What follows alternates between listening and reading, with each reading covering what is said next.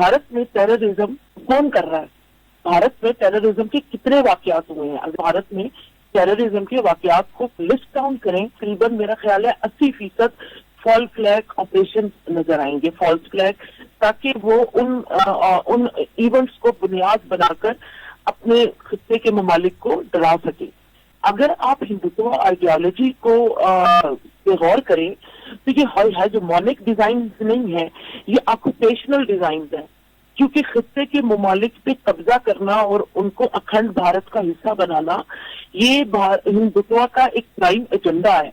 इसीलिए आप देखिए जो रिफ्लेक्ट हुआ अभी रिसेंट जो पहलगाम क्राइसिस हुआ, उसमें भारतीय टीवी के ऊपर जो एंकर्स थे जिनके ऊपर तनकीद हो रही है कि वो एक गलत खबरें फैला रहे थे, because they were manifesting the same Hindutva agenda जो उनकी विशफुल थिंकिंग है, उनके ख्वाब है कि वो अखंड भारत बना लेंगे। क्या आपने पाकिस्तान की साइड पे किसी मीडिया चैनल को इस तरह की बातें करते हुए सुना?